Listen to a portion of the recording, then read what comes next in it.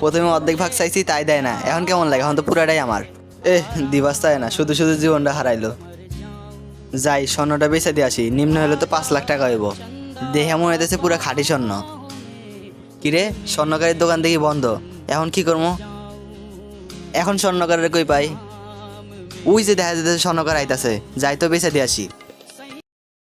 ওই জাকিরুল দোকানটা খুলতো। ভাই দেখেন তো স্বর্ণটার দাম কত? এই স্বর্ণ থামেন, দেখা লাগবো। ভাই দাম তো দূরের কথা, এটা তো স্বর্ণই না। কি বলেন ভাই, এটা স্বর্ণ না? একটু ভালো করে দেখেন। আরে ভাই আমার আর দেখা লাগবো না, এটা আসলে তামা। ওই জাকিরুল তুই দোকান খোল। আইসে তামা নিয়ে কয় স্বর্ণ। হায় আল্লাহ, আমি লোভের বসে কি করে ফেলাইলাম। যাই আমার ভাইয়ের কাছে যাই। ভাই, আমি তোকে লোভের বসে মেরে ফেললাম। কিরে, মহিদ আছে তো আমার ভাই বাইসা আছে। গাইজ, আপনারা যদি এই ভিডিওর পার্ট 3 দেখতে চান তাহলে ভিডিওতে লাইক দিয়ে তাড়াতাড়ি আমাদের 100 লাইক পূরণ করে দিন। আর আমাদের চ্যানেল একটু ডাউন খেয়েছে, সবাই সাবস্ক্রাইব করবেন।